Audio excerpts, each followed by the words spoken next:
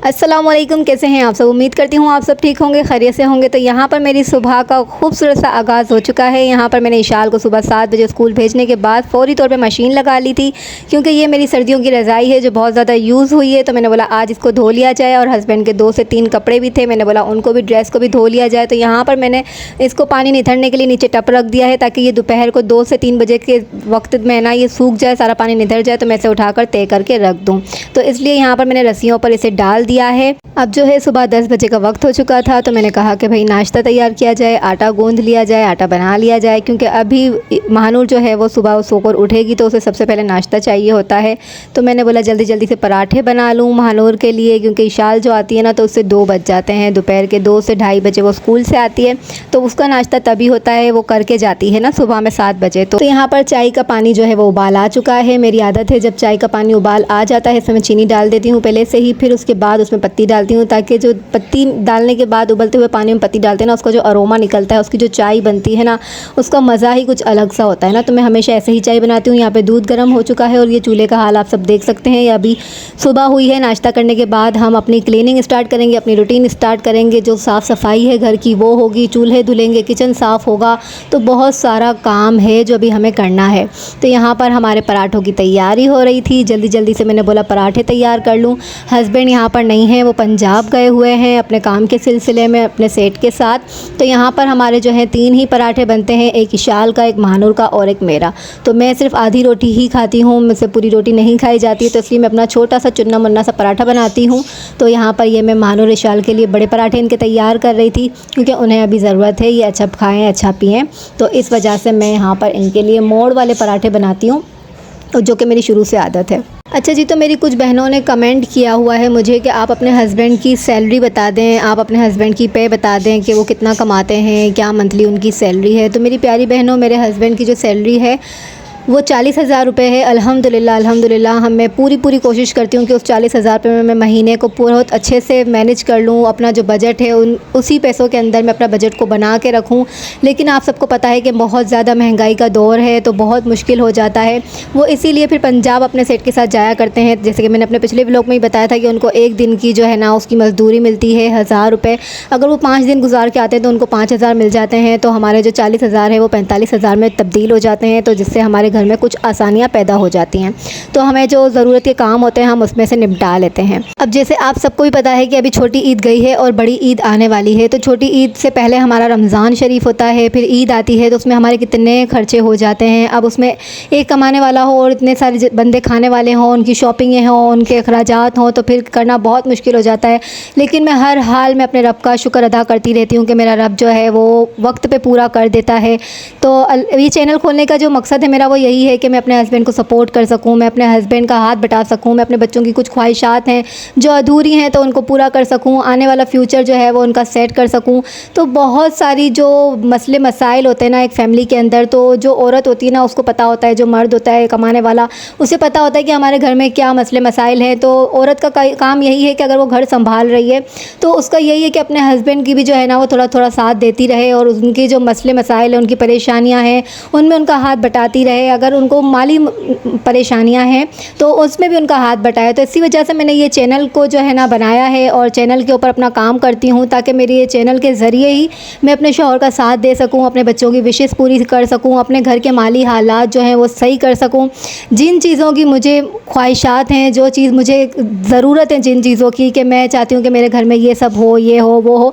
जैसे कि हर औरत का ख्वाब होता है कि उसका घर बेहतर से बेहतरीन बने, तो मेरी भी ये ख्वाहिश है कि जब मेरा चैनल चल पड़े और मुझे उससे पे आए, उससे इनकम आए, मेरी स्टार्ट हो जाए, यूट्यूब पेमेंट आना स्टार्ट हो जाए, तो मैं अपने घर के लिए कुछ अच्छा कर सकूं, कुछ अच्छा सोच सकूं, अपने बच्चों का फ्यूचर सिक्योर कर सकूं। तो यहाँ पर दोपहर के 4 बज चुके थे, और ये जो रज़ाई मैंने सुबह 7 बजे धोई थी, क्योंकि आखिरी मेरा फ्लोर है, तो यहाँ पर धूप बहुत तेज़ आती है, हवाएँ भी बहुत होती हैं, तो इससे मेरे कपड़े जल्दी सूख जाते हैं। तो ये ड्राई हो चुकी थी। इशाल की एक पैंट धोई थी मैंने, जो बिल्कुल अच्छे तरीके से ड्राई हो गई थी। तो यहाँ पर जो है अब जो आती है बारी आती है बालकनी साफ़ करने की, क्योंकि यहाँ पर ये रज़ाई मैंने ऊपर हैंग करी हुई थी, उसका सारा पानी ज़मीन पर गिर गया था। तो मैंने बोला जल्दी से इसको सरासरी से साफ़ करूँ, क्योंकि फिर इसकी डीप क्लीनिंग गैलरी की करनी होती है। तो पहले झाड़ू लगाएंगे, उसके बाद हम यहाँ पे पोछा वगैरह लगाएंगे, सफाई करेंगे। अब जाहिर सी बात है फ्लैट है, तो यहाँ पर कोई गटर का और कोई ऐसा सिस्टम नहीं होता है कि जहाँ पर हम अपना पानी खुला खुला डालकर उसको घर को धो सकें। तो ये जो है महीने में से 2 बार काम हो सकता है घर को खुले तरीके से धोने वाला। मैं यहाँ पर अच्छे तरीके से इसको पोछा लगा के 1 पानी से 2 पानी से सफाई कर लेती हूँ, कभी फ़िनाइल डाल के, कभी सर्फ डाल के। तो अपने ज़मीन को मैं चमका देती हूँ। तो ये हो जाती है मेरी डीप क्लीनिंग। और जब मुझे अच्छी तरीके से फ़र्श को धोना होता है तो फिर वो मैं 15 दिन में और महीने में 1 बार ही धोती हूँ, क्योंकि यहाँ पे पानी का कोई ऐसा निज़ाम नहीं है कि जहाँ पे आसानी से पानी सारे घर का जाया जा सके। अब बारी आती है मेरी असली टॉपिक के ऊपर, जो इस वजह से मैंने आज की वीडियो ये बनाई है वो है कि मैंने अभी 8 दिन पहले अपनी एक वीडियो अपलोड करी थी, जिसका थंबनेल मैंने रखा था 1 कमरा और 5 बच्चे। अच्छा जी, वो 1 कमरा और 5 बच्चे की असल कहानी क्या है वो मैं आपको अभी सरासरी सी हल्की फुल्की सी बताती हूँ कि असल में वो कहानी क्या है। मेरी बहुत सारी बहनों ने उसके ऊपर एतराज़ किया कि आपने ऐसा क्यों लिखा है और आपने क्यों इस तरह से ना थंबनेल बनाया है, और आपने है ना उसके अंदर हमें दिखाया तो अपना ही घर है, लेकिन आपने कहानी कुछ और बताई है। उसमें मैंने 1 से 2 अल्फाज आप लोगों को उसके अंदर अपनी स्टोरी सुनाई थी, जिसके अंदर घर तो मेरा ही था, दिख भी मैं ही रही थी, लेकिन कहानी कोई और थी। तो कहानी कोई और होने की वजह ये है कि वो कहानी मेरी थी, मेरे बचपन की कहानी थी कि जिसमें मैंने अपना बचपन गुजारा। तो आए मैं आपको बताती हूँ कि वो असल कहानी क्या है। हम 5 बहन भाई हैं, यानी कि मैं और मेरे 4 बहन भाई। 2 बहन भाई मुझसे बड़े हैं, 2 बहन भाई मुझसे छोटे हैं। मेरी अम्मी है अल्हम्दुलिल्लाह, और बहुत ही प्यारी अम्मी है, हम अपनी अम्मी से बहुत प्यार करते हैं। लेकिन जब हम बहुत छोटे से थे, मतलब है कि मैं 5 क्लास की स्टूडेंट थी, तब मेरे वालिद जो हैं उनका इंतकाल हो गया था, उनको हार्ट अटैक आया था, जिसकी वजह से मेरे अब्बू की डेथ हो गई थी। और मेरी अम्मी भरी जवानी में ही बेवा हो गई थी।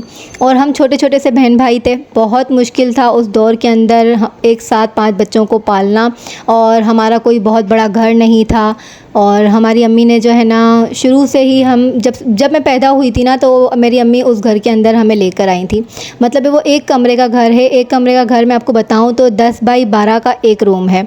अब आप लोग अंदाज़ा लगाएंगे 10 बाई 12 का एक रूम कितना होता है। उसी के अंदर वॉशरूम है, उसी के अंदर किचन है, उसी के अंदर मतलब है कि सारा फर्नीचर वगैरह जो अम्मी ने बनाया हुआ है वो भी है।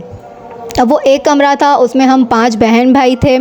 एक मेरी अम्मी थी, अब्बू की डेथ हो चुकी थी। हम 5 बहन भाइयों को मेरी अम्मी ने उसी 1 कमरे के अंदर पाला। जब हम रात को सोया करते थे तो एक दूसरे को पैर लगते थे हमारे, हम एक दूसरे से दब दुब के सोते थे कि कभी किसी को किसी का हाथ लग रहा है, कभी कोई किसी को लात मार रहा है। क्योंकि कमरा छोटा सा होता था, उसमें अगर कोई मेहमान बीच में आ जाए तो वो भी रुक जाया करता था, क्योंकि मेरी अम्मी जो थी वो घर में ख़ानदान में मतलब बड़ी बेटियों में से कहलाई जाती हैं ना जो बेटियाँ, तो सारे मेहमान उन्हीं के घर में आते हैं। फिर जब मेरे अब्बू की डेथ हुई थी तो सारे बड़े बड़े जो लोग होते हैं ख़ानदान के, वो वहाँ पर रुक जाया करते, क्योंकि मेरी अम्मी इद्दत में थी। अगर मैं आपको तब का वक्त बताऊँ तो मेरी अम्मी इद्दत में थी, और काफ़ी सारे लोग जो हैं वो हमारे घर में रुक गए थे। अब वो एक ही कमरे के अंदर वो सारे बड़े बड़े अफराद जो थे वो भी सो रहे थे, हम बहन भाई भी सो रहे थे, अम्मी भी होती थी। तो मतलब है कि वो वक्त जो था वो बहुत ही अच्छा वक्त था, वो दौर बहुत अच्छा दौर था। उसमें तेरी मेरी नहीं थी, उसमें किसी को किसी से परेशानी नहीं थी। वो एक कमरे में भी बड़े खुशहाली से ज़िंदगी गुजार रहे थे। लेकिन मैं अगर बात करती हूँ तो मैं अपनी अम्मी की बाहिम्मती को, मैं अपनी अम्मी की अज़मत को, मैं अपनी अम्मी की मेहनत को, मैं अपनी अम्मी की कुर्बानियों के लिए बात करती हूँ कि मेरी माँ जो मैं कहती हूँ ना कि वो दुनिया की सबसे अच्छी माँ है, उनसे अच्छी माँ मैं कहती हूँ ना हमें नहीं मिल सकती थी, जिन्होंने अपनी जवानी ख़राब करी हमें पालने के लिए, हमें पोसने के लिए, हमें बड़ा करने के लिए, हमारा अच्छा फ्यूचर बनाने के लिए। ना दिन देखा उन्होंने, ना रात देखी। सर्दियों में कितनी सर्दी होती थी, लेकिन वो सुबह सवेरे 6 बजे उठकर अपनी नौकरी के लिए निकल जाया करती थी। वो धूप नहीं देखती थी कितनी गर्मी है और कितनी सख्त लू है, कितनी कड़क धूप है, लेकिन वो फिर भी उस धूप के अंदर चल कर आया करती थी, पैदल आया करती थी, ताकि वो किराया बचाया करती थी कि नहीं अगर ये मेरे 50 रुपये बच जाएंगे तो ये मेरे बच्चों को काम आएंगे। तो ये सारा वक्त हमने अपनी आंखों से देखा है कि हमारी अम्मी ने हमारे लिए कितना स्ट्रगल किया है हमें कामयाब करने के लिए।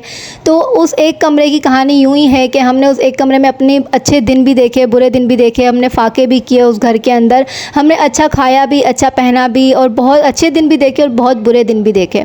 लेकिन अज़मत जो कहती हूँ ना कि मेरी अम्मी की अज़मत को सलाम है, तो ये इसीलिए कहती हूँ कि हमें उस एक कमरे में रख के भी मेरी माँ ने हमें महलों वाली ज़िंदगी दी, हमारी शादियाँ करी, हमें किसी चीज़ की कमी नहीं होने दी। जब हमारी शादियाँ हुई तो हमें बहुत अच्छे से जहेज़ भी दिया ताकि हमें कहीं आगे जाके कोई परेशानी ना हो।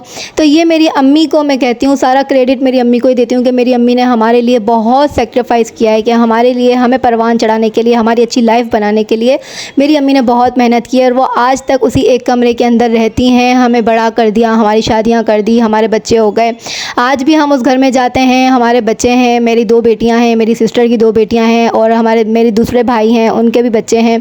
तो हम लोग जब वहाँ जाके रुकते हैं, बैठते हैं, करते हैं, जब रुकते हैं तो हम लोग एक ही कमरे के अंदर 9 से 10 बंदे होते हैं, लेकिन वो मोहब्बत हमारी जो है ना, अल्लाह पाक हमेशा उसे कायम रखे। हम एक दूसरे को मतलब किस तरीके से सोते हैं, आप लोग सोच भी नहीं सकते कि हम लोग किस तरीके से उस घर के अंदर रहते हैं। अब ये तो हुई मेरी बात कि हम यहाँ पर उस कमरे में रहे, वक्त गुजारा, लेकिन बात आती है कि मेरी माँ आज भी उसी एक कमरे में ही अपनी ज़िंदगी गुजार रही है। मैं चाहती हूँ मैं अपनी माँ की कुछ ख्वाहिशात पूरी करूँ, कुछ अरमान है मेरी अम्मी के दिल में वो पूरे करूँ। अगर मेरा ये चैनल कामयाब हो जाता है तो फिर मैं इंशाअल्लाह जो मैंने सोचा हुआ है कि मैं अपनी अम्मी के लिए ये करूँगी, वो करूँगी, तो इंशाअल्लाह वो सब कुछ पूरा करना चाहती हूँ। इंशाअल्लाह वो दिन ज़रूर आएगा जब मैं भी अपनी अम्मी के ख्वाब पूरे करूँगी, जिस तरह से उन्होंने हमारे ख्वाब पूरे किए, हमारा फ्यूचर को सिक्योर किया, हमारी ज़िंदगियों को सेट किया कि आज हम अपने अपने घरों में हैं। लेकिन हमारे तो 2 कमरे के घर हैं, हमारे 3 कमरों के घर हैं, हमारे फ्लैट हैं, लेकिन हमारी अम्मी जो हैं आज भी उसी छोटे से एक कमरे के अंदर अपनी ज़िंदगी गुज़र बसर कर रही हैं। और मेरी बहुत सारी ख्वाहिशात है कि मेरी अम्मी का भी एक बड़ा सा घर हो, जो मेरी अम्मी हमेशा से चाहती थी। लेकिन कोई बात नहीं है, अल्लाह पाक के घर देर है अंधेर नहीं है, वो एक दिन ज़रूर सुनेगा, ज़रूर देगा मेरी अम्मी को। लेकिन वो ज़रिया कोई भी हो सकता है, मैं भी हो सकती हूँ, आप सब भी हो सकते हैं। ये आप सबका सपोर्ट है, आप सबका प्यार है कि आप सब मेरी वीडियो देखते हैं, लाइक करते हैं, मुझे सब्सक्राइब करते हैं, मुझे सपोर्ट करते हैं।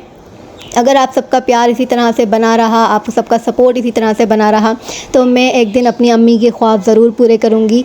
तो बस आप सबकी मोहब्बत चाहिए, आप सबका प्यार चाहिए, आप सब इसी तरह से मुझे सपोर्ट करते रहें। अगर मेरा व्लॉग आप सबको अच्छा लगता है तो प्लीज़ मेरी वीडियो को लाइक कर दिया करें। तो वीडियो बहुत अच्छी लगती है तो फिर आप उसे एक सब्सक्राइब भी कर दिया करें।